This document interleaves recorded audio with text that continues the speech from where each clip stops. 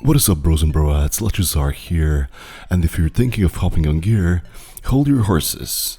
Watch this before you pull the trigger. Got into the juicy stuff real quick, didn't I? Well, I'm an amateur men's physique competitor with the IFBB Pro League or MPC, and am admittedly an enhanced athlete. I have trained natural for 9 years and have been enhanced for about 4. I'm not an endocrinologist, but I do have a master's degree based around testosterone replacement therapy, and have researched the domain. Now, I'm not gonna father you into telling you should or shouldn't do it, as that's completely your choice. However, I would ask you to be fully transparent with yourself when deciding. The most common understanding for performance-enhancing drugs, or PEDs, refers to androgenic anabolic steroids, or AAS, which are usually either injectable like testosterone or trenbolone, to name a few, or oral like halotestin and winstrol.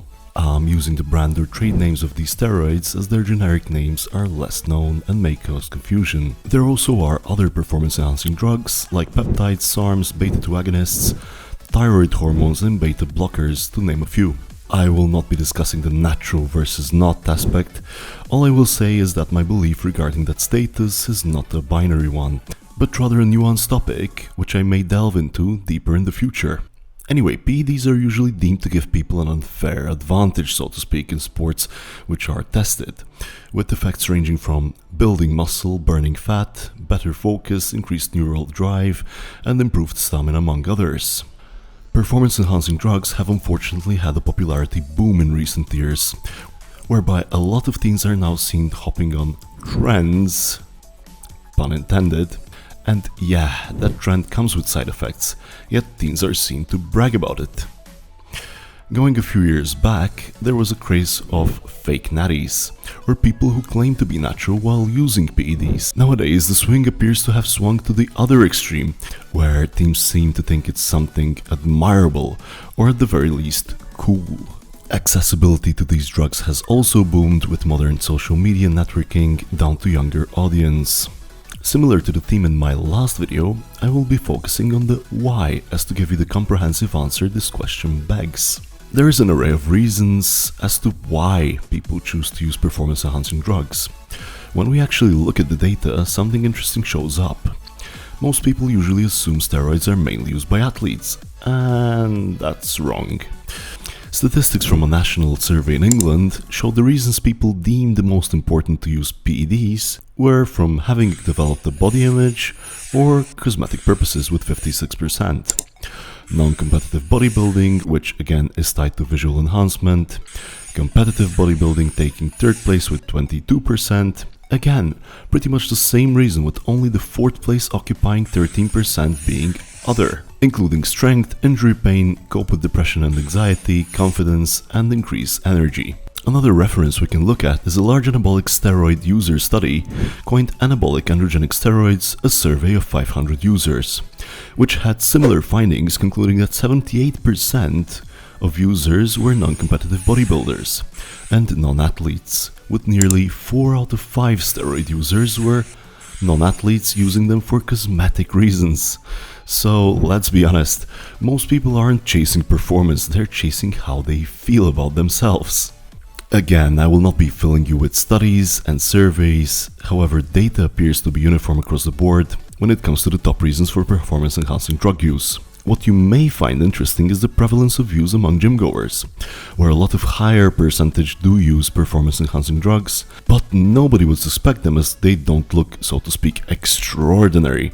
But that's a whole different can of worms for another day. So yes, wanting to look better is the number one reason. Fair enough. But here's the question most people avoid. At what cost? Because we're not just talking about acne and hair loss. PEDs come with inherent risks. People usually get concerned with cosmetic side effects like acne, hair loss, and body growth. However, there are also neurological or psychological effects like increased aggression, depression, and mood swings, among others. There also may be organ damage, which may be cardiovascular, liver and kidney burden, testicular atrophy, and decline or loss of fertility, which fall under hormonal changes. There are indirect side effects too, like tendon ruptures and ligament injuries due to exponential muscle growth, and on the other side of the spectrum also some advantageous side effects like increased libido and confidence. Last but not least, let's not forget about the viralizing side effects these substances often have on women, which are in essence expressed as development of male physical characteristics, like deepening of the voice, increased facial hair, male pattern baldness, and increase of the clitoris, to name a few. If we take a look at some data regarding side effects, 77% of steroid users reported experiencing some sort of side effects. And that is the reason I stress one has to ask themselves why and at what cost before starting. Having first-hand experience at working in the fitness industry, a lot of people do get convinced that they would only do one cycle, either believing they will keep most of what they gained on cycle, or that they would not induce long-term side effects. But here's what actually happens. You build a new version of yourself, stronger, bigger, better, and then you come off. Even if you lose only 10%, it doesn't feel like 10%, it feels like failure. Once an internal benchmark is built, once a user backtracks, even only slightly, the regression will very likely feel intolerable, because training and dieting harder when off steroids will yield worse results than when they were on, which is immensely discouraging. Steroids don't just change your body, they change your standards permanently. Moving to the long-term side effects, this is also very individual, dependent on genetics, age, kind of steroid use, and length of exposure to the compounds, among others.